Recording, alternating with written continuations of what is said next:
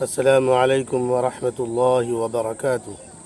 الحمد للہ رب العالمین والصلاة والسلام علی سید المرسلین محمد بن عبد اللہ الامین وعلی آلہ وصحبہ اجمعین، اما بعد۔ اعوذ باللہ من الشیطان الرجیم، بسم اللہ الرحمن الرحیم۔ ان اللہ اشتری من المؤمنین انفسهم واموالهم بان لهم الجنہ، صدق اللہ العظیم۔ محترم حضرات، آپ کے سامنے قرآن پاک کی آیت کی روشنی میں چند باتیں آپ تک پہنچانا چاہتا ہوں۔ انشاءاللہ امید ہے کہ اس بات کو سن کر اپنی زندگی میں انقلاب پیدا کریں گے۔ اللہ تبارک و تعالی نے قرآن پاک میں فرمایا، ان اللہ اشتری من المؤمنین انفسهم واموالهم بان لهم الجنہ، کہ بے شک اللہ تبارک و تعالی نے مومنوں کی جان کو اور مال کو جنت کے بدلے میں خرید لیا۔ اب اللہ تبارک و تعالی نے ہماری جان کو اور اگر مال کو جنت کے بدلے میں خرید لیا تو اب نہ میری جان ہے نہ میرا مال ہے، اگر ہمیں جنت چاہیے۔ یہ اللہ تبارک و تعالی نے ہمیں سمجھایا ہے کہ تمہاری جان تمہاری نہیں بلکہ میری امانت ہے، تمہارا مال تمہارا نہیں بلکہ میری امانت ہے۔ اب جان کا بھی استعمال اور مال کا بھی استعمال میری مرضی کے حساب سے اگر کرو گے تب تمہیں جنت ملے گی۔ دنیاوی معاملات میں بھی اگر ہم دیکھتے ہیں تو بازاروں میں جب ہم کوئی چیز لینے کے لیے جاتے ہیں تو پیسہ اسے دیتے ہیں اور سامان خرید لیتے ہیں، تو جو چیز ہمیں لینی ہوتی ہے پیسہ دینے کے بعد وہ چیز میری ہو جاتی ہے۔ اب کوئی بھی دعویٰ نہیں کر سکتا کہ وہ میری چیز ہے۔ اسی طرح اگر اللہ تعالیٰ سے ہمیں جنت چاہیے، یعنی اللہ تعالیٰ سے ایک طرح کا معاہدہ ہوا، بیع و شراء ہوا، طے ہوا کہ ہمیں اگر جنت ہے چاہیے تو ہم کو اپنی جان دینی ہوگی، مال دینا ہوگا۔ اسی لیے محترم حضرات، بہت ہی غور کرنے کی بات ہے کہ اپنی جان کو کیا اللہ کی مرضی کے مطابق ہم استعمال کرتے ہیں کہ کب کس وقت کیا کام کرنا ہے، وہ اللہ ہی کے مرضی کے مطابق کرنا ہے۔ جب ہم اللہ کی مرضی کے مطابق کریں گے تب ہمیں جنت ملے گی۔ میرا مال ہے وہ اللہ کے منشا کے مطابق، اللہ کے قانون اور شریعت کے مطابق خرچ کریں گے تبھی جا کے ہم کو جنت ملے گی۔ ان کی بہت ساری مثال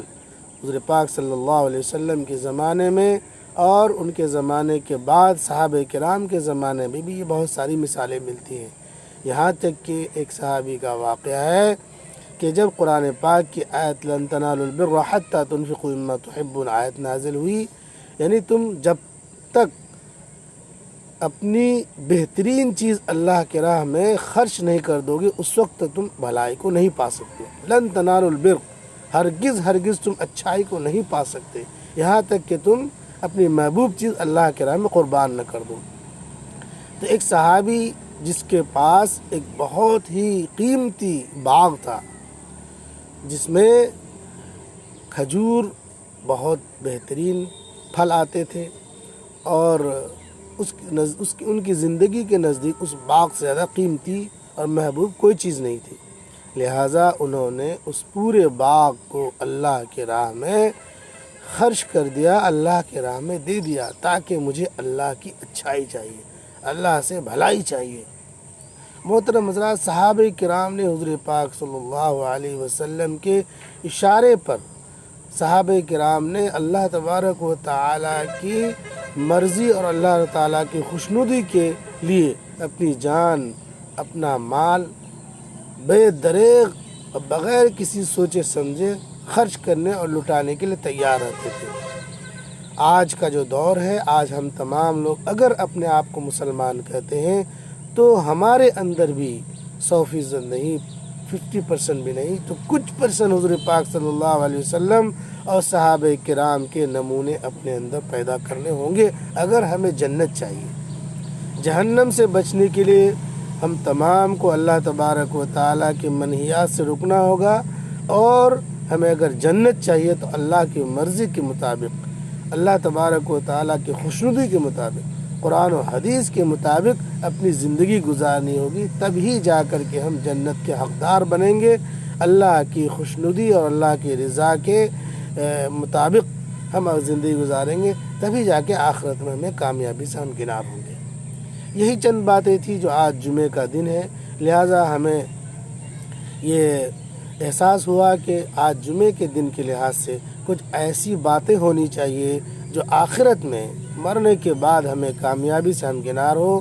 اور یہ جو چند دن کی دنیا ہے، بے بضاعتی اور کمائی کی دنیا ہے، فانی ہونے والی جو دنیا ہے، اس کی حقیقت ہمارے اندر کچھ بھی نہیں ہے۔ اصل حقیقت، اصل زندگی، ابدالآباد کی زندگی، نہ ختم ہونے والی زندگی آخرت کی زندگی ہے۔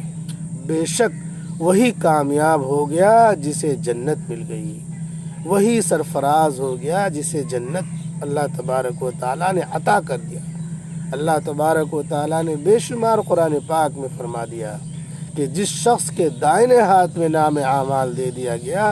وہی شخص کامیاب ہو گیا۔ فقد فاز، وہ کامیاب، وما الحیات الدنیا الا متاع الغرور، دنیا تو صرف دھوکے کی جگہ ہے۔ دنیا میں جو 60 سالہ 70 سالہ زندگی اللہ تبارک و تعالیٰ نے ہمیں عطا کی ہے، وہ امتحان کی زندگی ہے۔ ایک مومن، ایک مسلمان اس دنیا کو امتحان سمجھ کر گزارتا ہے۔ ہر لمحہ، ہر وقت، ہر آن، جس طریقے سے بھی، جس حالت میں بھی، خوشی کی حالت میں ہو، غمی کی حالت میں ہو، پریشانی کی حالت میں ہو، جس حالت میں بھی ایک مومن زندگی گزارتا ہے، گویا کہ وہ امتحان کے دور سے گزر رہا ہے، آزمائش کے دور سے گزر رہا ہے، اور اللہ تبارک و تعالیٰ اس مومن کو پرکھتا ہے کہ دیکھتے ہیں یہ مومن عشائش کے موقع پہ مجھے یاد کرتا ہے، دیکھتے ہیں یہ مومن فقر و فاقے کی حالت میں مجھے بھول تو نہیں جاتا ہے، دیکھتے ہیں مومن کی یہ آخرت ان کی زندگی میں ہے کہ نہیں، کیا یہ دنیا ہی کے لیے مرتا مٹتا ہے، اس کے اندر طمع و لالچ اور حرص دنیا بٹورنے کے لیے، دنیا کمانے کے لیے ہی تو نہیں ہے، کیا ہمیں بھول گیا، آخرت بھول گیا، جنت اور جہنم کی زندگی سے ختم ہو گئی۔ یہ مستقل ایک مومن، ایک ایمان والے بھائی کی زندگی میں آزمائش ہوتی رہتی ہے، ایک دور چلتا جا رہا ہے، جب تک اس دنیا سے ایک مومن مر نہیں جاتا، رخصت نہیں ہو جاتا، اخیر لمحے تک ایک مومن کا امتحان چلتا ہے، آزمائش چلتی ہے، اللہ تعالیٰ اسے پرکھتا ہے۔ جب پرکھنے میں کامیاب ہو جاتا ہے تب جا کر کے وہ بندہ اللہ تعالیٰ کے نزدیک محبوب بندہ بن جاتا ہے، چہیتا بندہ بن جاتا ہے، جس کے نتیجے میں اللہ تبارک و تعالیٰ اسے سرفراز اور کامیاب کر دیتا ہے، اور اللہ تعالیٰ کی خوشنودی ملنے کے بعد اللہ وہ نصیب عطا کرے گا، وہ بے حد و حساب نعمتوں سے نوازے گا، جس کے بارے میں حضور پاک صلی اللہ علیہ وسلم نے فرمایا کہ ما لا رأت عین ولا سمعت اذن ولا خطر علی قلب بشر، ایسی نعمتیں ہوگی کہ کسی انسان کی آنکھوں نے نہ کبھی دیکھا ہے، نہ کانوں نے کبھی سنا ہے، اور نہ کبھی انسان کے دل میں خیال تک آ سکتا ہے کہ وہ نعمتیں کیسی ہوں گی۔ اسی لیے ہم تمام آپ سے امید کرتے ہیں اور اللہ تعالیٰ سے دعا کرتے ہیں کہ اللہ تعالیٰ ہم تمام کو جو باتیں کہی سنی گئی عمل کی توفیق نصیب فرمائے۔ وآخر دعوانا ان الحمد للہ رب العالمین۔